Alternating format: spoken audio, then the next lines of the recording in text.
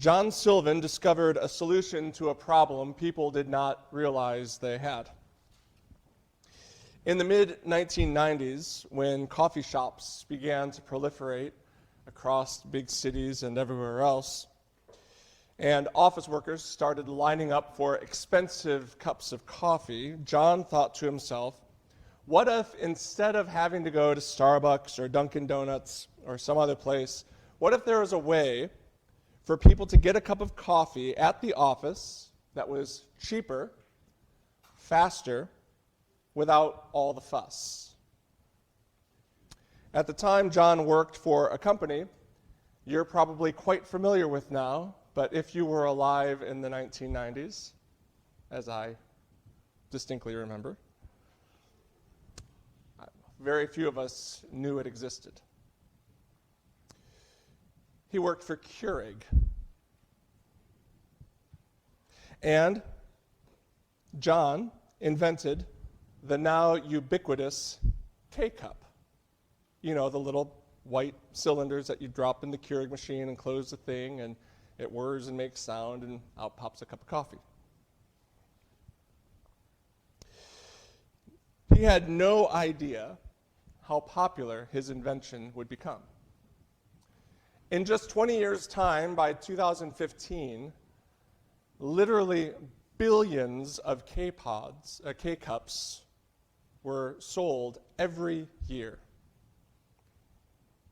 And in an interview with the Canadian broadcasting company, the CBC, John said he was both mystified and filled with regret.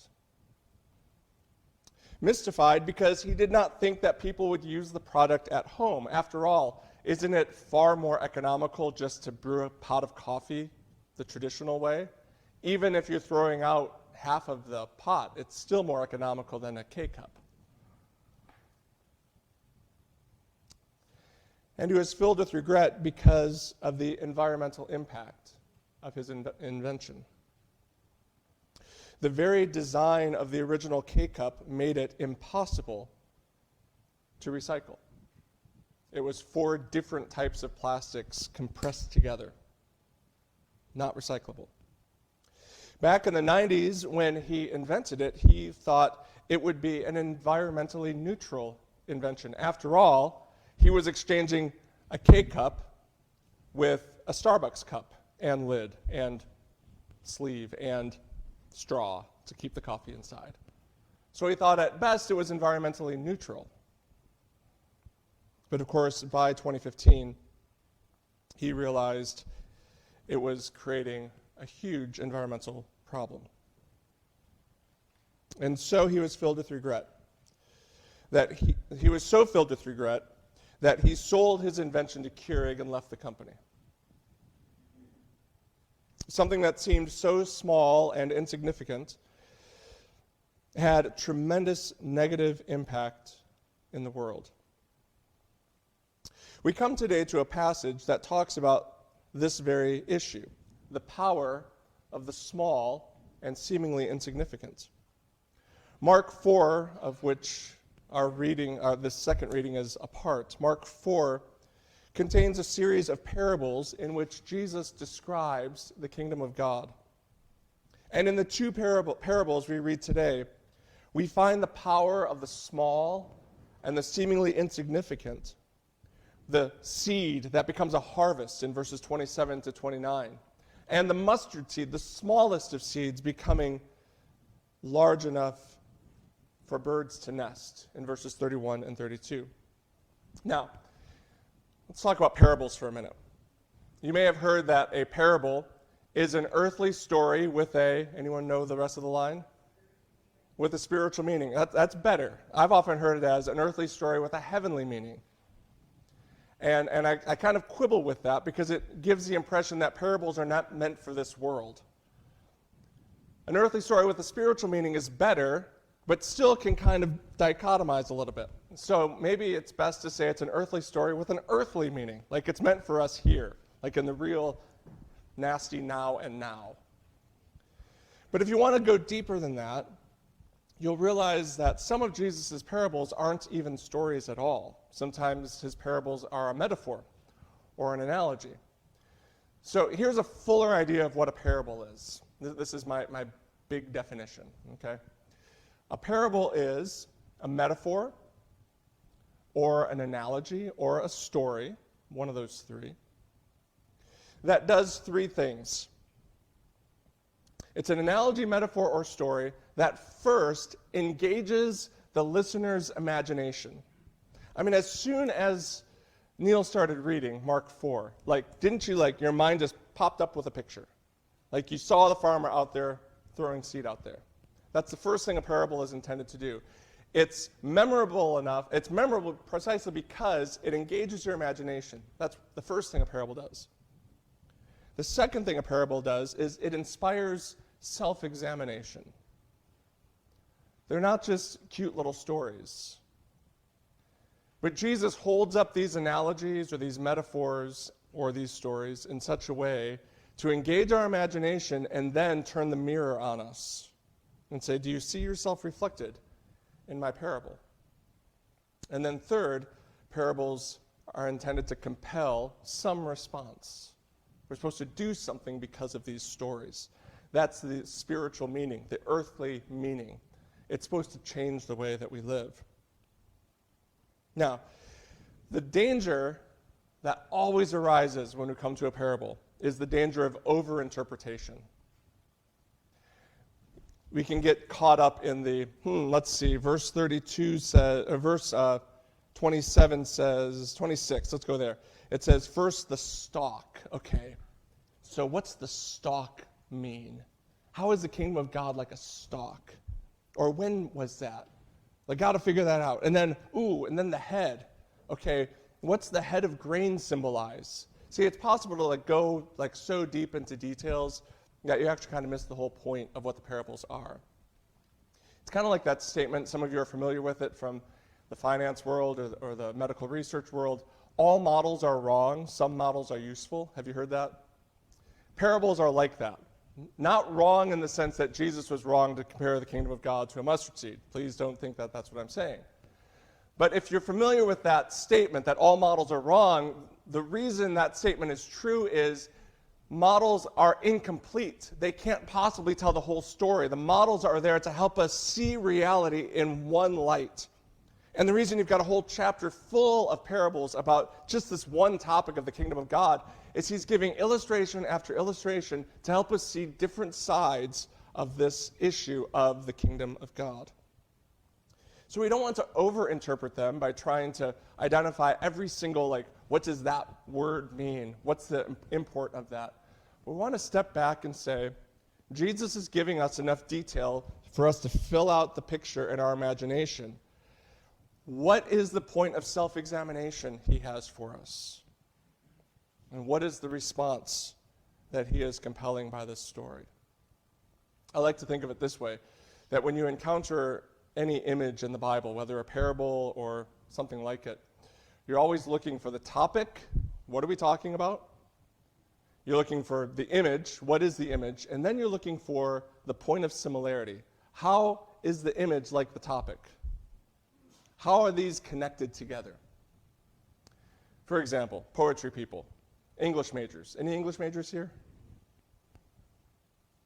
God help us all. So, Robert Burns. I'm not an English major either. I'm looking to you.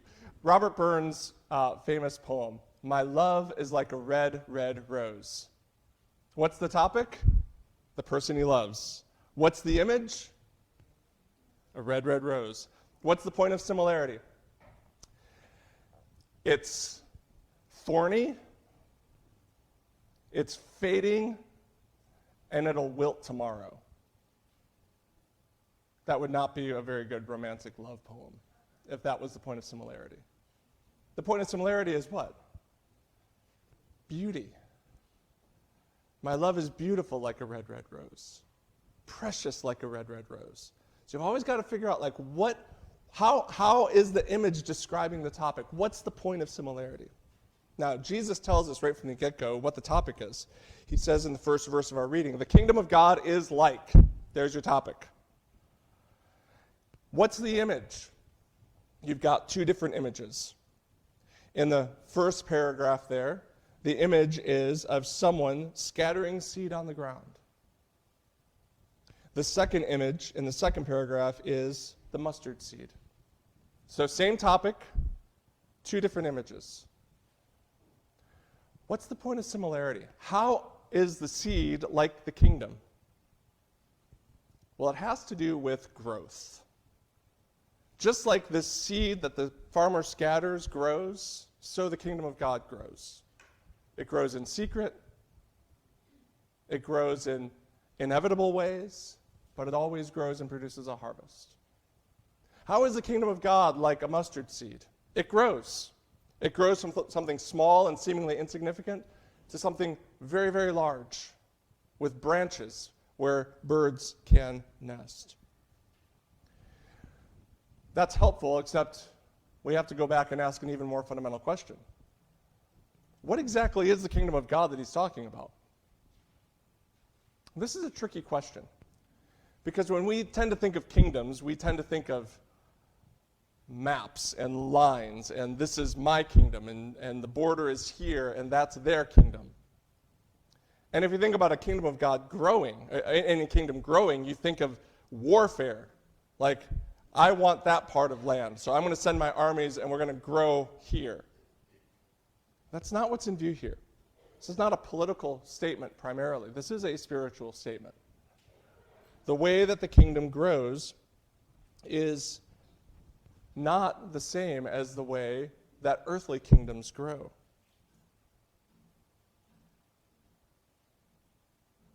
Jesus is saying here, that through the kingdom just refers to God's rule, God's reign. Yes, in one sense, God rules over all, Psalm 145:19, his kingdom rules over all, but in another sense, in so many places, and here more to the point, in so many hearts, God does not rule. So there is his universal rule, but then there's his acknowledged rule. And wherever God's rule goes unacknowledged, what you find is chaos. This, friends, is why it's so critical that Jesus would talk about the kingdom of God over and over and over again. If you read through the Gospels, you find he's constantly talking about the kingdom of God. He's talking about the kingdom more than we Christians often talk about the kingdom, frankly. He's constantly bringing it back to God's right to rule over this world that he created. It's a big deal that Jesus keeps talking about the kingdom over and over again, because it's Jesus' way of telling us that the world is a mess, that the world is in chaos, that everything is not the way that it should be, that in fact, humankind has rejected the rule of God and is under another master. You can call it the kingdom of darkness, if you will. By speaking about the kingdom of God, Jesus is addressing everything that has gone wrong with God's good world.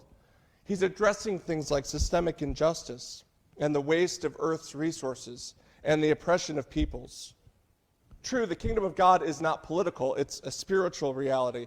But behind all of what Jesus is saying, there are unseen spiritual forces, not least of which is Satan himself, whom he refers to just before this reading.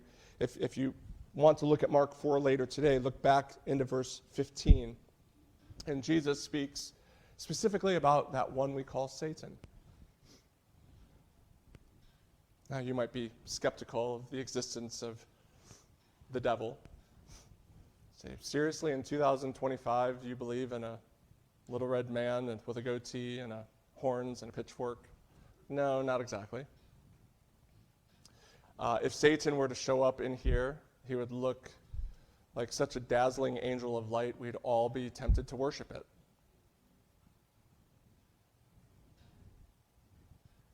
He's called a deceiver for good reason. He dupes people like us.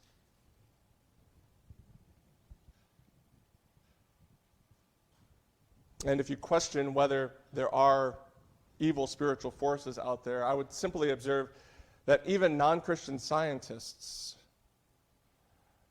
are beginning to acknowledge that there is more to this world than what can be seen. Just do some reading on the concept of dark matter. I'm not saying dark matter is spiritual forces. I'm just saying there's more to the world than what we can observe and interpret through science. There's good reason to believe that there are unseen spiritual forces who delight in injustice and murder and oppression, who loves to see human beings lying to one another, who loves to see the chaos of our world, who rejoice to see us mistreat and abuse. But friends, we can't just blame all the evils of the world on Satan. We each contribute to that darkness as well. Right after Jesus talks about Satan earlier in verse 15 of this chapter, he also describes another manifestation of the kingdom of darkness. He talks about the cares of this age and the lure of wealth and the desire for more things. He's not talking about the devil there. He's talking about us. He's talking about our own greed, our own lust, our own covetousness. Now that may sound quaint. But when we submit to the kingdom of darkness, we turn away from kindness and generosity and justice and turn instead toward our craving for more, no matter who or what stands in our way. It's the reason for so much pain in our world. It's what it looks like when darkness reigns. We can't simply pin this all on Satan. At the end of the day, each one of us must come to the place where, like John Sylvan, we acknowledge that our own small and seemingly insignificant acts have contributed to the darkness of this world. I mean, have you ever been to counseling? Have you ever gone to therapy? One of the things that happens when you sit down with a therapist and try to understand some of the more unhealthy sides of your behavior is you start going back into your own past, right? And talk about formative moments. A situation that happened when you were a school-age child. Something that happened in your family of origin. Some trauma you went through as a teenager. And how those moments taught you to act in a certain way that may have helped you survive then, but have become an unhealthy part of your life now. And if you've ever gone through counseling or treatment of any sort, then you know just how much work it takes to process those little slices of time that have cut you so deeply.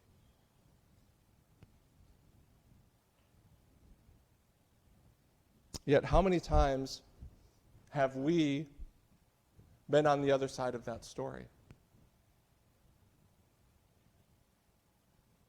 How many times has it been our word, our action, or our inaction that created a deeply cutting slice of time in someone else's life that perhaps they are still carrying to this day, though we have long forgotten about it? It's part of the frustration, right, when you go to therapy, is that you realize you've been carrying something for 30 years and you ask, well, how do I go back to that person about this? They don't even realize what they did. How many are on the other side of that wondering, when will he ever understand how what he said or did 20 years ago, 30 years ago, had such a lasting impact on me, and not for good? It's a staggering thought, is it not? When I heard John Sylvan's story this week, and the regret he feels over his unknowing contribution to a broken world, I thought, what hope is there for any of us?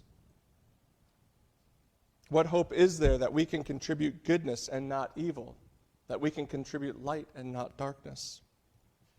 And friends, here's the hope. The good news is that the kingdom of God is pushing back against the kingdom of darkness. And we know the kingdom of God is pushing back because the king has come. Jesus is the ruler in God's kingdom. He tells these stories about the kingdom of God because no matter how great the darkness, no matter the power of unseen spiritual forces, no matter our own unknowing contributions to this broken world, the king has come to set all things right. And this king, Jesus, himself lived what seemed to be an insignificant life. Isaiah 53:2 says that he appeared as a root in a dry ground. He was nowhere near the halls of power. It's important to remember when people are tempted to make the kingdom of God a political thing. Jesus did not ride off to Rome and overthrow Caesar. He didn't even do that in Jerusalem. It's the mistake people made about him then, and it's a mistake people make about him today. Jesus lived a seemingly insignificant life in the far-flung corner of the Roman Empire, and he was entirely unimpressive through his whole growing up years, like a root out of dry ground. Unimpressive, unexceptional, unpromising, seemingly insignificant.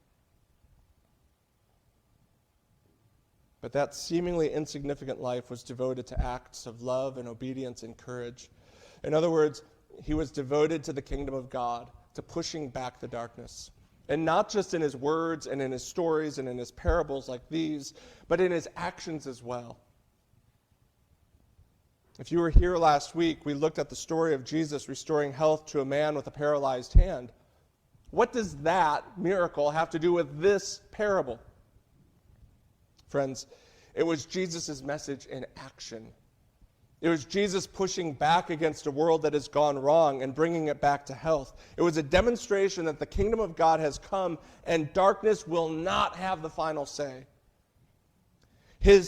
You cannot divorce Jesus' acts, his miraculous deeds, from his teaching about the kingdom of God. His parables and his miracles together testify to what the kingdom of God looks like.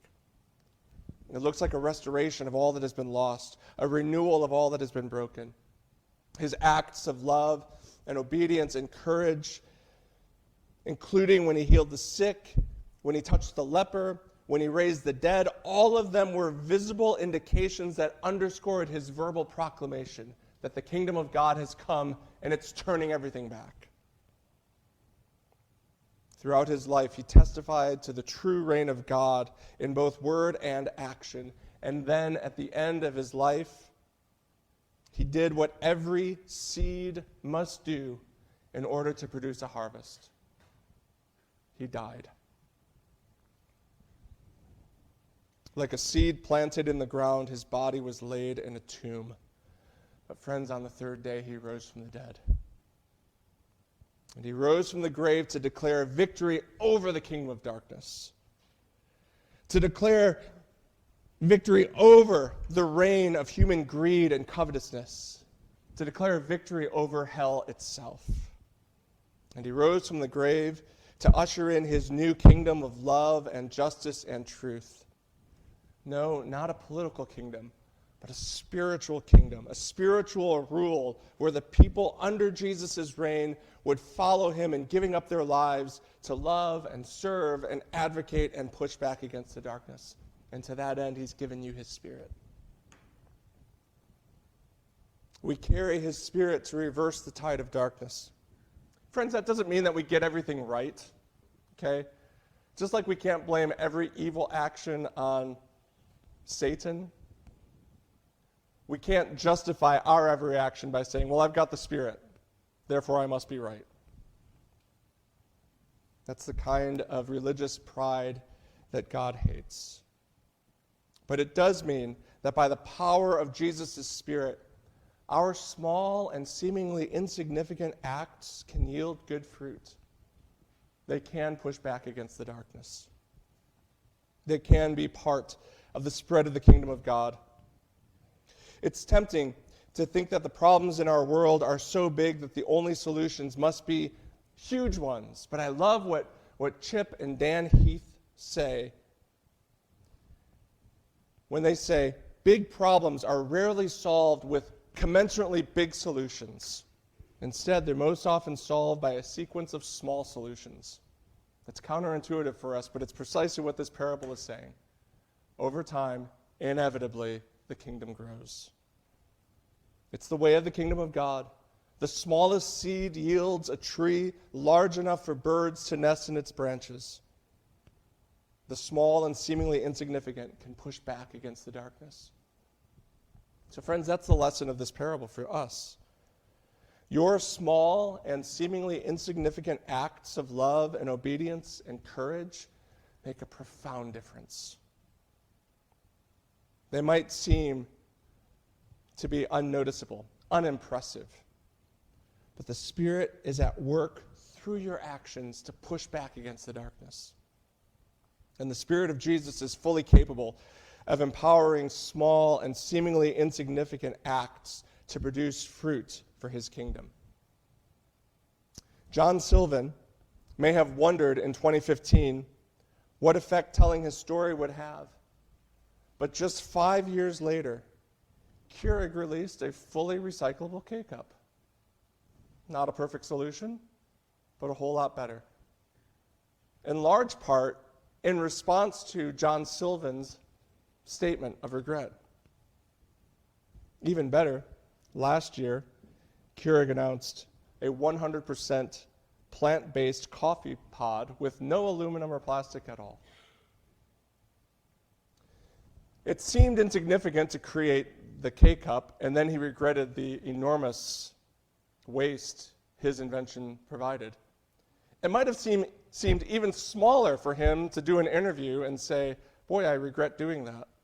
And yet, look at the positive impact that small and seemingly insignificant act has had at the company he used to work for.